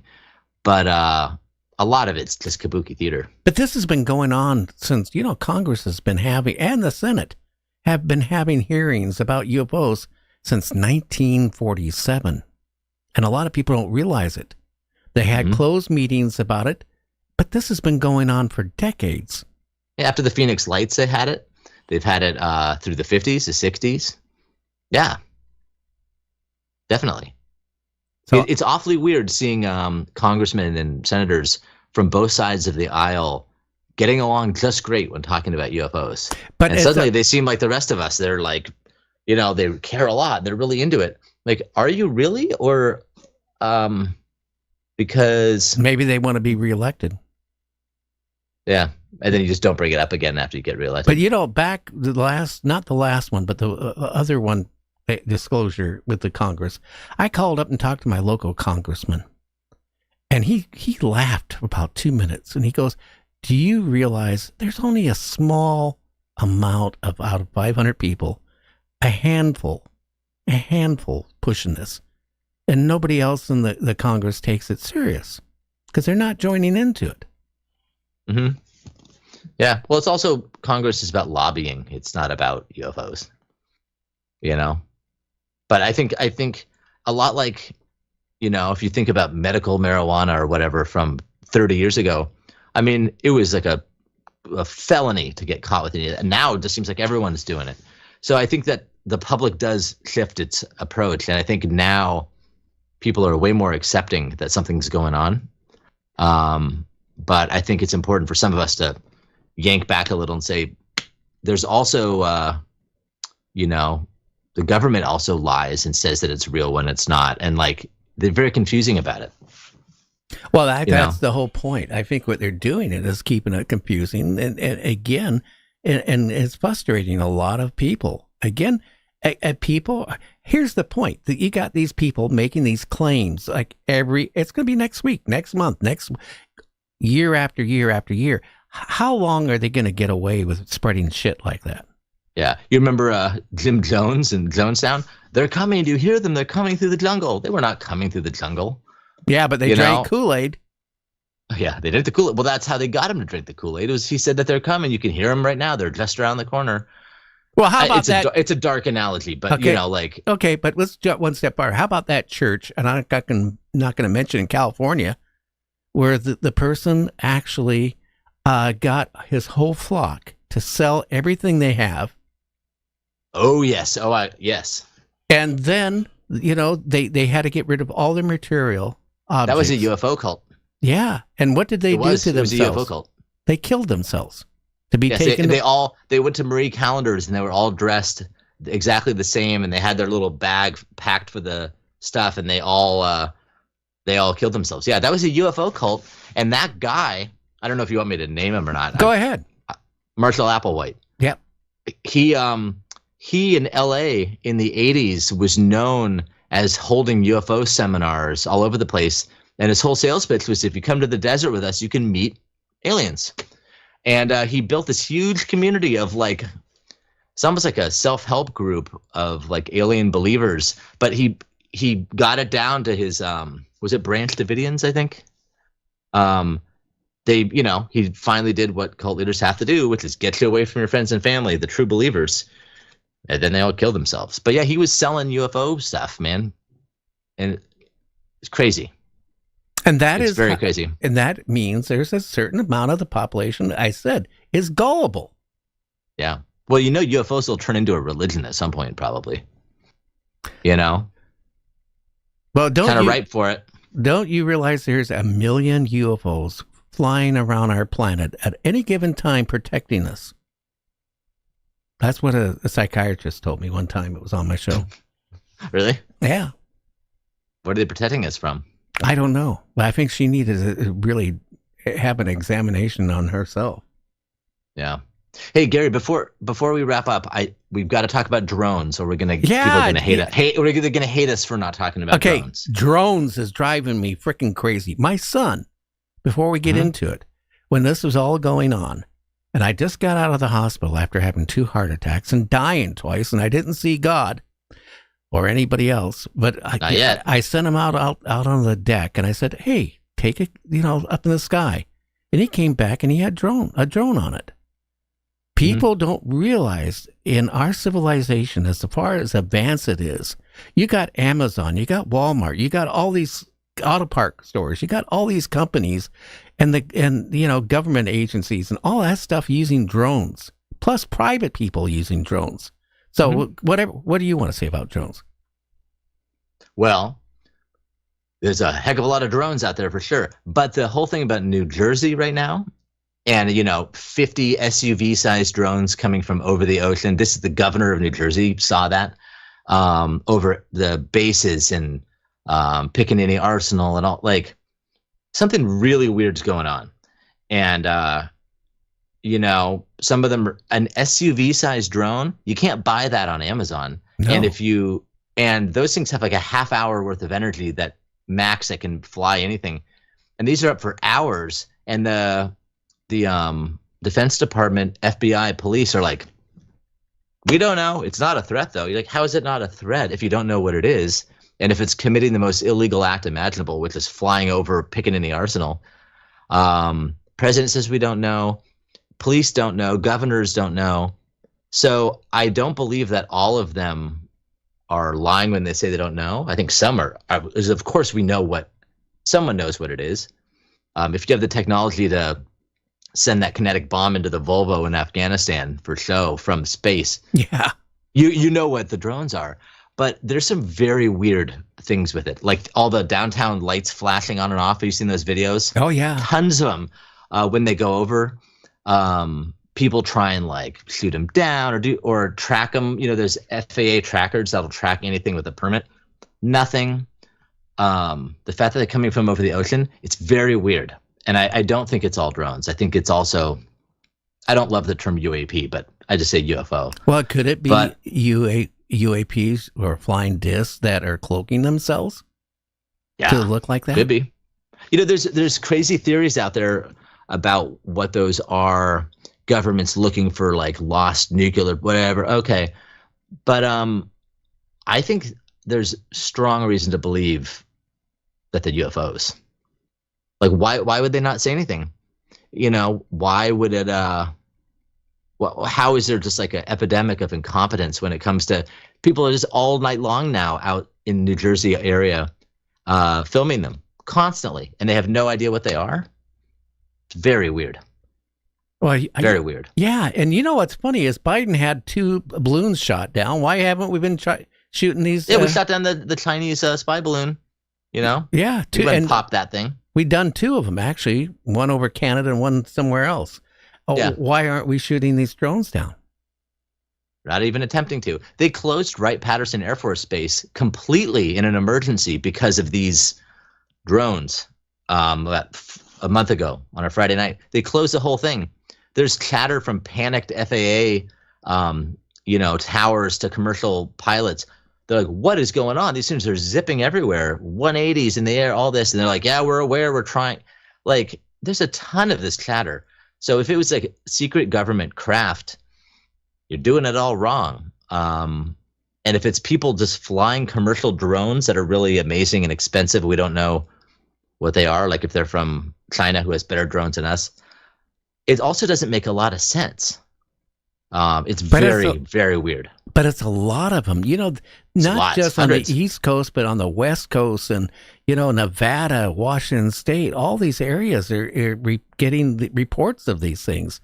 And again, they're the size of a pickup truck on some of them, which again, that could be military or maybe again, they could be cloaked. I don't know. But it's, again, we also have the problem is we got people flying small drones. We got the military, you got Walmart, you got all these, doing it too. So remember in Jaws, the shark is real, but then the mayor says, no, then they catch the wrong one. They say that's the right one. And then the teenagers go out with the fin and they fake it. But the whole time there is the real shark, but there's also the teenager faking and the mayor wants to protect the tourism money. Right? That was the Jaws premise. I think it's the same kind of thing. They could have be watching us and know that we were using drones right and left. What better way to, look at our military assets and all that stuff is, cloak one of these things to look like a drone. And, you know, again, this is funny. They're going on military bases. If I was in a private aircraft, I'd get shot down. You would be gone, man. I'd be history. You'd be history, and everybody would understand. Like, oh, that guy, yeah, he flew over there. You know, it would be but they and you know what's weird? I wanted to point this out too. The same 2-week period before Christmas, the same thing has happened the last 2 to 3 years, especially over Langley. In the same 2-week period, the drone thing started. They started hovering and all this, the same thing. And for this year, over Langley, there is cables that are, you know, that are available, not the classified ones, of saying, if this thing happens again, we're ready this year, because the last 2 years, these drone things come over right before Christmas. They had, I think, 12 last year of like legit drones that the military was aware of that were let fly over with impunity. So they were ready for this year. This year, 80 happened. It's the same time every year, you know. And this time they got flooded with it, and they were ready for it, and they're not shooting them down. They're not it's just weird. I don't know what it is, but I don't believe it's all U.S. government craft that are just being crazy in plain sight. I don't think it's an adversary like China or Russia here doing the same thing. Or I don't think they would have the balls, because that would be an enticement for declaring war. I mean, if we did that to China, what do you think they would do? If we did that to Russia, what would they do? So I don't buy that, but something is going on. But the problem, it's really happening. Yeah, the thing is, we got to decipher how many is it, which is going on, how many is not. And right now, if it was me, I would close the airspace down for all drones for a while, for like 24 hours, 48 hours. Yeah, what good are they really doing, right? Yeah, but you know, like when Twin Towers got down, they stopped air traffic for, I think, 48 hours. Yeah. Yeah, I think that would be a good thing if they stopped all commercial and military drones for 48 hours, and we still are getting drones flying around. Then we know something is going on. I mean, the FAA can track a commercial drone. They emit that a signal. Yeah, they emit a signal, a standard signal that's easy to track. Police can track them a lot of the time, and they're not tracking these. They're unable to. And you can get retail trackers that'll track the one you see. They can't tell what the hell it is. And so it's really weird, and it's really happening. And I don't buy the lazy, oh, it's just China, man, or it's they're just retail drones, or oh, it's the military. Yeah, but again, none of that really fits. But let's go back to the balloons, okay? We dispatch aircraft numerous times over these balloons. Why aren't we doing it over the drones? Mm-hmm. Something is weird here. Why are we letting them go? I mean, again, flying over a sensitive area. How come we're not shooting them down? Yeah, like we want you to shoot them down. Maybe if I was in my Cessna, you and I just went double joyriding and they shot us down, totally understandable. But you're sending like a slow moving SUV sized drone or a ton of them, and you're hovering slowly over Piccadilly Arsenal. Nothing. Over the White House a couple weeks ago, one flew. Yeah. Okay. Yeah, Bedminster Golf Course too. It's crazy. If me and you were in a Cessna or a Piper or whatever flying over the White House, even before we got to it, we'd been shot down. Good night, Irene. Yeah, that would have been history between us. History. Good night, Irene. Yeah.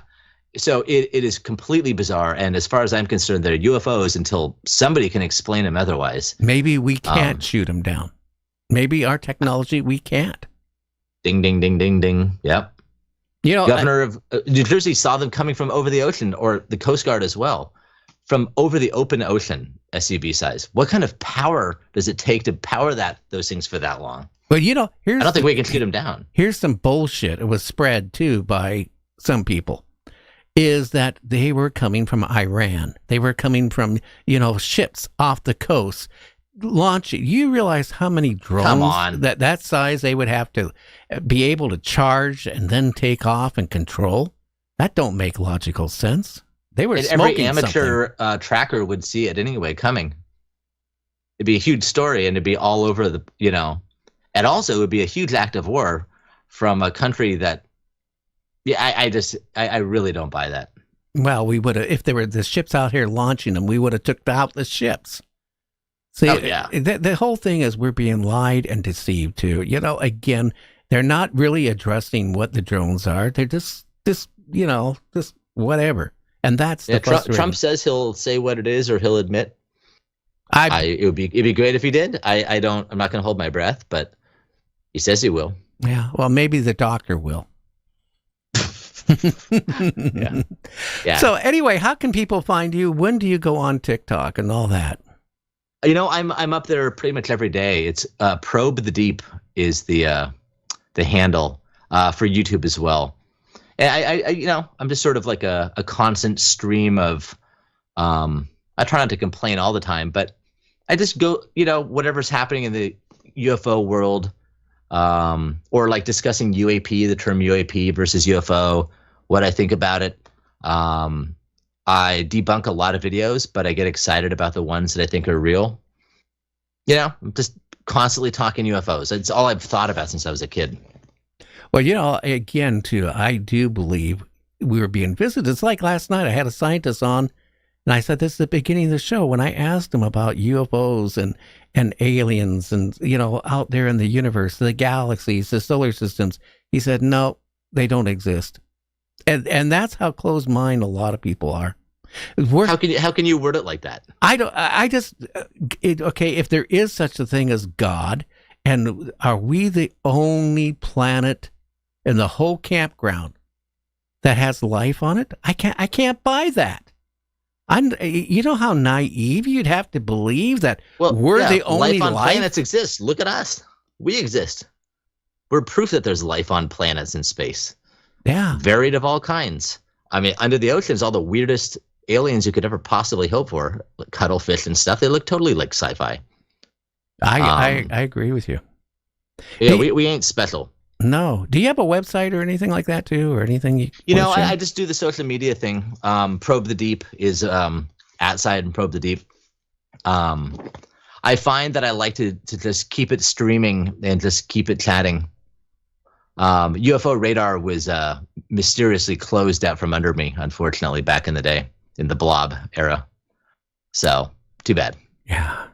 Well, hey, Ryan, I want to thank you so much for coming on tonight. I really enjoyed you have on. Maybe we can get you on in the future again, and we can continue on for part 2. I would love to do that, Gary. I love your show. Okay, my friend, you take care, will you? You too. Okay, my friend, you take care. Well, JC, who do we have on next week? What are we going to be talking about next week? Well, next week we're going to be talking about a few things, but we're going to start it off with Mr. Adam Davies coming on. Very well known, done many documentaries talking about Bigfoot and cryptids, not just here in the United States, but all over the world. And then we're going to have Miss Ella LeBain coming on. She's going to be talking about abductions and near-death experience. She connects all the dots between all these different things. That's good. Well, and the week after, who do we have? Oh, who do we have? Let's see. We got somebody. Yeah, we got Keith Thompson coming on. He's going to be talking about the UFO paradox. And then that Friday, on the 24th, Mr. Thomas Jane is coming back. The actor. We're going to get into, what he's been doing in his acting career and UFOs and what's going on and what he thinks maybe about drones. But everybody out there, I want to thank you so much for tuning in the show here tonight. I really enjoy having you on. Make sure you give us a thumbs up. Go after the show's over, please. Very important, because a lot of you don't do it. And this is what my sponsors look at. Leave a comment about the show. All you have to do is, when the show's over, go on to Night Dreams Talk Radio, click on a comment and leave a comment about the show, and make sure you give a thumbs up. That is very important. And, again, JC, your show is going to be back on the 15th. Who's your guest, and what are you going to be talking about? My guest is going to be Mr. Paul Blake Smith, and we're going to be talking about UFOs, presidents, and maybe a UFO crash. A UFO crash. I wish one would crash in a Walmart. That's what we need. We need real proof. Yeah, they just build another one by the next morning. I just can't believe naive people that think we're the only intelligent life, period, out there. No other place, no other star, no solar system, no galaxy, no planet other than us has intelligent life. I know what they are on all the other planets. You know what they are? What? Cockroaches. Listen, I think it's teeming because they used to use, it's too hot, this place, or too cold. But, if you go in the bottom of the oceans, there's volcanic tubes. It's hundreds, if not thousands of degrees, and there's life there, animals there. Same way with the coldness. Life learns how to adapt and overcome. Yeah, I don't know. This is going to be more interesting as we go. Maybe we will get some honest disclosure. I hope for God we get it, because that is important.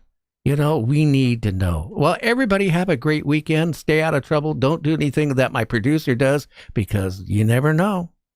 Over your roof, maybe they could come and get you. So everybody have a good one. We'll catch you on the other side. Who's friends with all the night dreamers, talking to you at night? Gary on the radio, but maybe he's not inside. Bigfoot's on his tail, flying UFOs, that's right.